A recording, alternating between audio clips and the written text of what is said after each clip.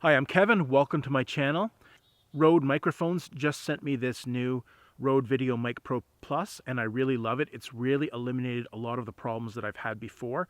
So I just want to share my experience with audio and YouTube videos and how I ended up with this mic and why I love it so much. One of the things I really like about making YouTube videos is that there's always more to learn. This is a process of continuous learning. There's always more to learn about how to make a better quality video. There's one whole side of this which is about content and telling a story and how to deliver that to the audience. And there's another whole side about the technical aspects of this, the camera, the microphone, all that kind of stuff. There's always more to learn on that side of the equation as well. So if you're a brand new YouTuber or an aspiring YouTuber, or maybe you've got a channel moderately sized like mine, I can see how it would be very easy to fall into the trap of thinking that you always need to be upgrading the video quality of your videos and with better cameras and that kind of thing. And to a certain extent, that's true.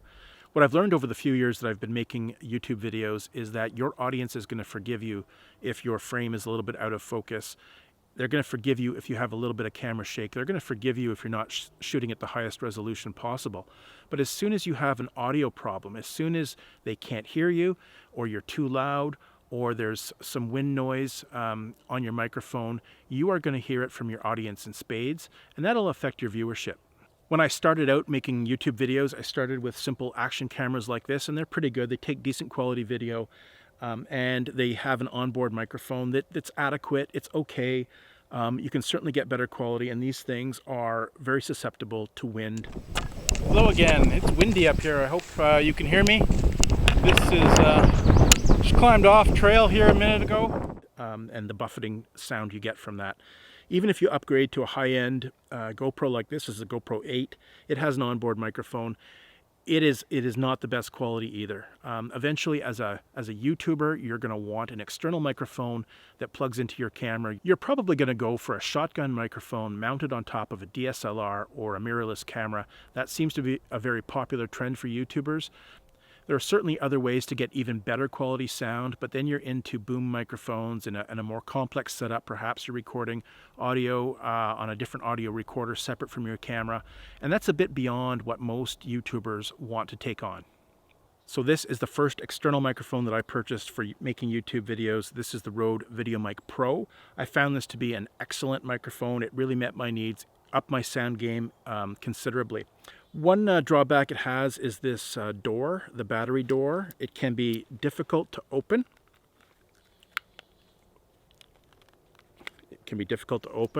And when it does open, the door can come off, which probably isn't a big deal in a studio setting, but if you're like me and shoot outdoor videos, if that door comes off and falls and gets lost, the microphone will no longer work and you'll have to figure something else out.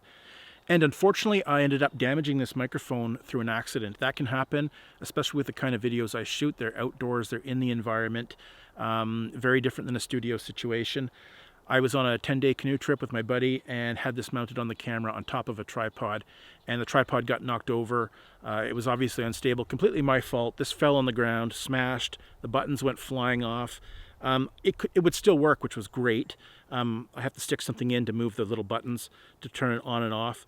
But also the cable stopped being reliable. This would work for me, but I would have to sort of wiggle the cable to get the connection with the camera, which really was not a long-term solution. It worked for the rest of that trip. I did record some video without audio, which completely sucks. So I replaced that original microphone with the same thing. Again, this is the RODE Videomic Pro. This one just has a dead cat on it, which I find really useful filming outdoors. This reduces the wind noise considerably. It doesn't do a perfect job, but it does a good job at reducing wind noise. This just fits right over the foam and works pretty good.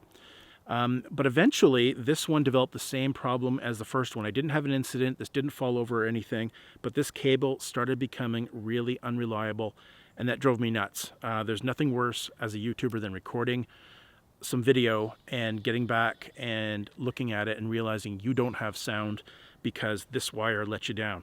So that was it. I became very disappointed in this. It had worked great for a year or two, but was starting to let me down and giving me a lot of hassle as a YouTuber. So I started exploring other brands, but before I pulled the trigger on a different brand, I decided to email the folks at RODE and tell them my story. I told them I broke one on my own, completely my fault. The second one here started failing on its own, and asked what they could do for me.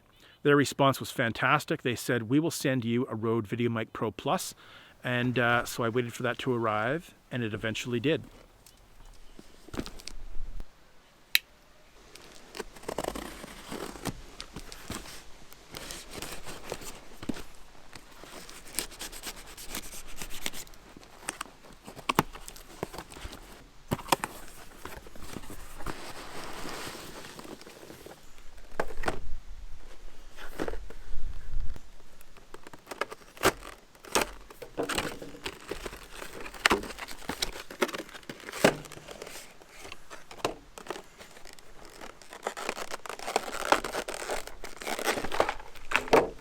So at this point, I just want to make it really clear that there's no deal between me and RODE. RODE has simply sent me a microphone as a replacement for a faulty one. I did not offer to make this video, and they did not ask. After I received the mic, I was so happy with it, I decided I would give them a little love by making a video and explaining how awesome that new microphone is. So I've switched microphones, and I'm now back recording with my older RODE Videomic Pro. I've had to wiggle the wires to do that, but it should provide you a bit of a sound comparison to the beginning of the video where I was using the newer RODE Videomic Pro Plus. Right off the bat, you can tell that the new Pro Plus is a little bit bigger than the old Videomic Pro. Mostly they're the same size, except the foam covering the condenser microphone is a little bit thicker. So this new mic, the Pro Plus, has a lot of features which I really like, and I believe will over time minimize my hassle in capturing good audio. Number one, related to my experience, is that the cable is detachable. I believe that the cable on the other one that's non-detachable was the source of a lot of my grief, and this is, I'm going to assume, a lot more reliable. If I ever have a problem with the cable, I could replace it. Also, if I ever want to use this in a boom situation, I can get myself a longer cable that will still attach directly to my camera so I can record my audio and my video together. Another feature this microphone has is an automatic on-off, meaning that when I turn my camera on, the power to the microphone turns on automatically. That is an excellent feature. I don't know how many times I've turned on my camera and forgot to turn off my microphone, shot a little bit and realized I made a mistake and had to go back and reshoot. Most YouTubers aren't professional audio people, and you're thinking about your shot and getting set up and you forget the microphone. So that is going to save me an awful lot of grief. So the other feature I really like about this RODE Videomic Pro Plus is the battery door. The battery door, unlike the previous model, is very, very easy to open. It remains in place, it's hinged, so it's not going to get lost. Inside is not a 9-volt battery. Inside is a lithium-ion battery that will recharge here if you plug this into a USB port. It will recharge in there, and it should be good for 100 hours of audio recording. That's pretty amazing. That's more than I'm going to do in a single shot, or perhaps even a long canoe trip. And if I do use this 100 hours and it does go dead, I can replace it with 2 AA batteries that'll fit inside there, and that will power the microphone.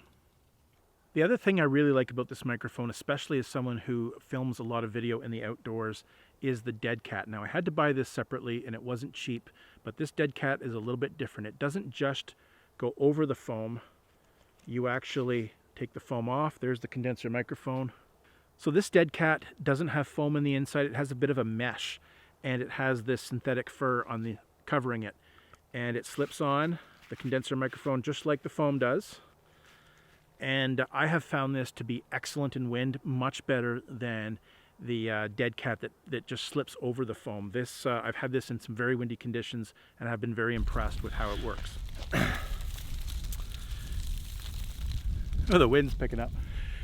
So those are some really simple, easy features that you're going to gain benefit from if you're a YouTuber. And the good news is you don't really have to think about them. So let's look at some of the other features this microphone offers. If you look at the back, you've got your power button, and you've got a couple of other buttons. The one on the left is a high-pass filter. If you push that button, you can filter out deeper, lower frequency sounds, maybe an air conditioner or some traffic nearby, that kind of thing. It's got a 75 and 150 hertz setting. Let's try that out. I'm going to start a small engine, should have some deeper sounds. I'm going to put it off to the side, and then we'll play with that. So there, I've turned on my chainsaw. It's making some deep background noise, probably interfering quite a bit. Let's try out that high pass filter. First, 75 hertz. There, that's 75 hertz. You might hear a little bit of an improvement. Let's try 150. There, that's at 150. When I look at the monitor, it's making a little less background noise. I'm not sure if you'll hear that or not. The saw is pretty close. It's only about 3 meters away.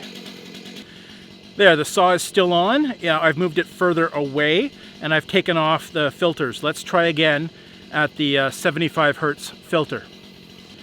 There, that's the 75 hertz filter. I'm not seeing much of a difference on my monitor. Perhaps you're hearing a slight improvement. Let's try the 150. There, that's the high pass filter at 150 hertz. I'm seeing a bit of an improvement on my monitor. So this is an unusual situation. You probably wouldn't film with a noise source so close by, but I thought it would make an interesting test. And you're gonna have different success with this filter with different noise sources at different distances. The other feature this microphone has is an audio gain. I tend to use the audio gain on the camera, and that serves my purposes quite a bit. But let's just try that audio gain. It has a plus 20 decibels and a minus 10 decibels. So here I am with a plus 20 decibels. The sound is peaking out. You're probably getting a poor quality sound right now. So here we are with a minus 10 decibel setting. You're probably not able to hear me quite as well. These are coarse settings. Again, I tend to use the adjustment on the camera to fine-tune my volume. So this camera also has a high frequency boost. If you push both buttons together, you're supposed to get a crisper sound, and that is supposed to work better with the dead cat. So let's give that a try. So here I am speaking with the high frequency boost setting on the microphone. You can judge for yourself whether or not this is a better, crisper sound or not. So the results are probably going to vary quite a bit depending on how you use this and who is speaking. I have a relatively deep voice. Someone with a smaller, higher pitched voice may give better results with this setting. So this microphone has one last setting, and that is a safety track. If you hold down the power and the decibel button at the same time, this microphone will record a second audio track at a lower decibel rating. That way, if you don't have your settings right and your sound is peaking and you're getting a bunch of peaking noise, you can go to that second audio channel and try and recover your sound. So in summary, I just want to say that I really like this RODE Videomic Pro Plus. In hindsight, it has saved me a lot of grief. Despite the price tag, it is an expensive microphone, but despite that expense, I would have bought this microphone much earlier in my YouTubing career had I known how much grief it was going to save me. Those simple features of the auto on, the detachable cable, and that fantastic dead cat, for someone like me who shoots outdoors, those three features will save me an awful lot of grief. And those added features I may or may not use, but they're there if I want to play with them. All right, guys, thanks for watching. I hope you got something out of this video. If you did, please hit like, share, and subscribe. That really helps my channel grow. Feel free to leave a comment below. That helps too. As always, thanks for watching, and I hope you find some time to get outdoors.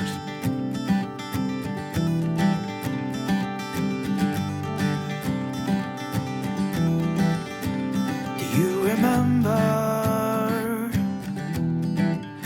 those long summers? We played water fights,